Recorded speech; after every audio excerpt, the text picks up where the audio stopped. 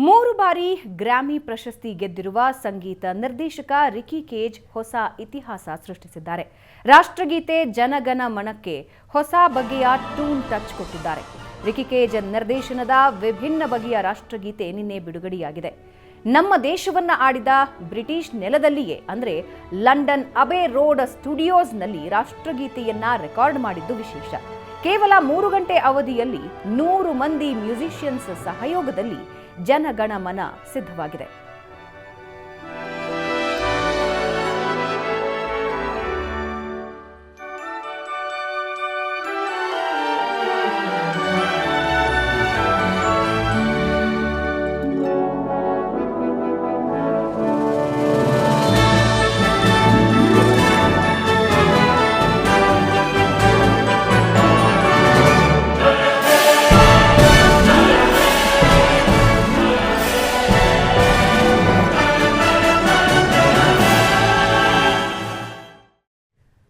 ಈ ರಾಷ್ಟ್ರಗೀತೆ ಪ್ರಸ್ತುತಪಡಿಸಲು ನಾನು ಕಾತರನಾಗಿದ್ದೆ. ಲಂಡನ್ ಮೂಲದ ರಾಯಲ್ ಫಿಲ್ಹಾರ್ಮೋನಿಕ್ ಆರ್ಕೆಸ್ಟ್ರಾ ಸಹಯೋಗದಲ್ಲಿ ರಾಷ್ಟ್ರಗೀತೆಯನ್ನ ರೆಕಾರ್ಡ್ ಮಾಡಲಾಗಿದೆ. ಈ ಹಿಂದೆ ನಮ್ಮ ದೇಶವನ್ನು ಆಳಿದ ಬ್ರಿಟಿಷ್ ನೆಲದಲ್ಲಿಯೇ 100 ಮಂದಿ ಸಿಬೋನಿಕ್ ಮ್ಯೂಸಿಷಿಯನ್ಸ್ ಕೈಚಳಕದಿಂದ ಭಾರತದ ರಾಷ್ಟ್ರಗೀತೆ ಸಿದ್ಧವಾಗಿದೆ ಅಂತ ಸಂತಸ ಹಂಚಿಕೊಂಡ್ರು. ಇದೇ ವೇಳೆ ಏಷ್ಯಾನೆಟ್ ನೆಟ್ವರ್ಕ್ನ ಸಂದರ್ಶನದಲ್ಲಿ ರಿಕಿ ಕೇಜ್ ಮಾತನಾಡಿದ್ದಾರೆ. ಏನು ಹೇಳಿದ್ದಾರೆ ಕೇಳಿಸ್ಕೊಳ್ಳಿ. Tell us how this thought of performing the national anthem occurred to you. So the national anthem is something, it's a piece of music that was the first piece of music that I ever learnt, as a musician, and first piece of music that I ever listened to as a child, even before I learnt any nursery rhymes or before I learnt any, lullabies. So it's a song which I've always had within me. And at the same time, I performed with the Royal Philharmonic Orchestra many times in the past. And it's a beautiful orchestra. It's a massive, amazing British orchestra. So I thought, why not bring both these worlds together and create the most epic version of the national anthem?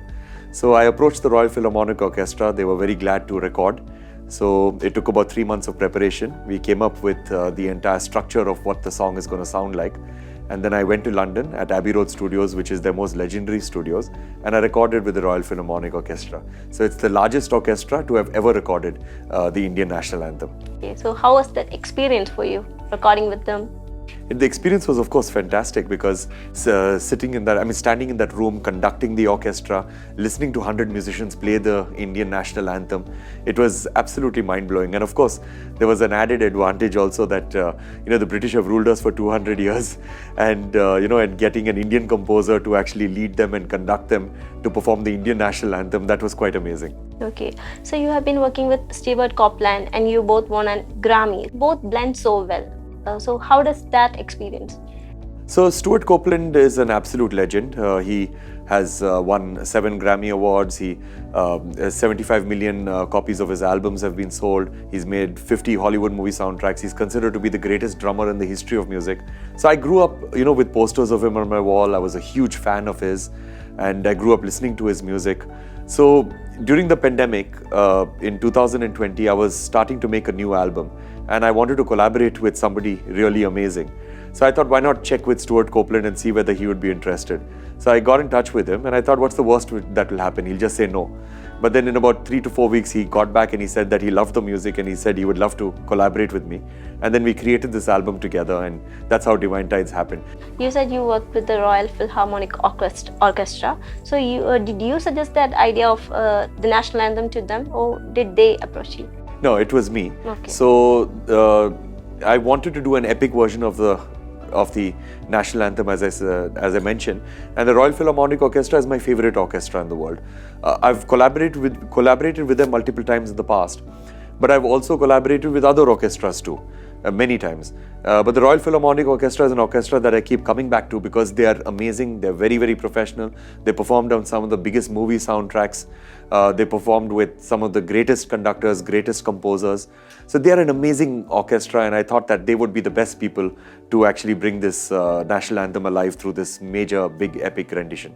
How many rehearsals you had to do the national anthem in just 52 seconds, combining all this orchestra? So that's the thing. It was 3 months of planning where, because there are 100 musicians, so each musician needs to know what to play. Yeah. So we have to write down everything on a sheet of paper and give them all their parts, and everything has to come in harmony beautifully together. So that took about 3 months to do, but the recording was just about 45 minutes, that's it. Because it's a 1 minute piece, we did about 4-5 rehearsals, everything came out right, we recorded it another 4-5 times, and that's it, and it was done. Because they're such professional musicians. If it was any other orchestra, it could have taken a full day. We had to make sure that the anthem sounds as epic as possible, and at the same time, at some points the entire orchestra is playing together. Sometimes we bring it down to just a few instruments so that there is a dynamic range, there are ups and downs. Yeah. So that was the challenge of how to create these ups and downs. There are so many different personalities in an orchestra, there's so many different instruments in an orchestra, but when you listen to the whole thing, everything sounds amazing. Tell us about the emotional bliss you felt after recording and after hearing it, our own national anthem there. So how did you feel after that? So in the ending of the anthem, we have all the British choir members in the orchestra, the singer singing Jaya He, Jaya He. That gave me goosebumps, because like listening to them singing, listening to the British singing Jaya He, Jaya He after having ruled us for 200 years. Because our British-Indian relationships have never been better than what it is today, right? But for me, I wanted to showcase a beautiful partnership between Britain and India. So, and through the national anthem, what's your idea of conveying through the national anthem now they recorded? So I wanted to create the most definitive version of the national anthem. So the idea is that we've not used any corporate money. It's completely 100% self-funded. There is no entity involved. There is no permissions we have to take. So what I'm doing is that I'm gifting this to Indians everywhere in the world, that you can use it for whatever purposes you want, even without my permission. Use it wherever you want, in your events, in your social media. If you want to put it in your films, you want to put it in wherever, whether commercial or non-commercial use it for whatever you want. There is no monetary, I do not want any money, I do not want any royalties, just spread it far and wide so that everybody uses this version of the national anthem, because it's a very respectful version of the national anthem. Yeah. So I think this is what a new India is all about, that a British orchestra performing the Indian national anthem is basically a new India. You have always said you are an environmentalist, and in your music you want to imbibe that. So about that, sir. So I've always been two things in my life. I've been an environmentalist and I've been a musician. And then, both these worlds came together, so now the only kind of music that I make is about the environment or positive social impact around those areas, because I believe that music is a very, very good way to communicate a message to an audience. Like we are talking about national anthems. Every country has got a national anthem. Why do they have a national anthem?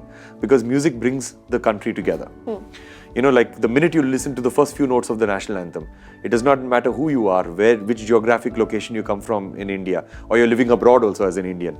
Immediately you'll have a sense of pride of being an Indian. And that's what music does. Music brings people together. And so that is what. So basically when it comes to giving a very strong message about taking care of our environment, taking care of Mother Nature, mitigating the effects of climate change, reducing our consumption of single-use plastics, reducing air pollution. Music is a very, very good way to communicate all of these issues and to also celebrate our beautiful planet. What's the difficulty you faced while recording this national anthem, sir? Actually, there was no difficulty, because the thing is that everybody collaborated beautifully. I think probably the only difficulty was the flight to Britain, that's all. That took a very long time and I did not get any sleep on the flight. But otherwise, I think everything was fine. I think it was a pretty enjoyable experience. So now it's being released on the before Independence Day, and how do you feel any tension or kind of? No, I just wanted to. The tension would be there if there is some expectation in return. Yeah. That I'm expecting to make a lot of money, I'm expecting to sell it, or that kind of a thing, or I'm expecting to get box office returns in the first day. So that tension is not there. I'm just hoping and praying that that as many people listen to it and as many people share it and people feel proud of our country when they listen to it. So we're releasing it on the 14th of August at 5 p.m. as you know, and just a little bit before Independence Day, so that on Independence Day everybody have the opportunity to share it. So, coming to the Grammy Awards, so you won 3 Grammy Awards and you're representing our country on such a big stage. So how does that feel? So obviously it feels amazing. So one should not work for awards, that's very important, but when awards happen, we should be very grateful for it. So my music is all about a purpose, as we mentioned, positive social impact, environment, refugees, children's rights, various topics. So I believe that awards always gives you a platform for doing bigger and better things. So a lot of people say, oh, I don't care about awards and all of that stuff. Even me, I do not make music to win awards. But when I win an award, I'm very, very happy and very grateful. Simply because every award gives you a platform for more and more people to take you seriously. Yeah. Like before my first Grammy Award in 2015, some people would take me seriously, some people would not take me seriously. Some people would take my message on the environment seriously, some people would not. Yeah. But after I won that Grammy Award, more people started taking me seriously. Then second award, more people. Third award, more people. Yeah. So that's the idea. Okay, sir. Thank you.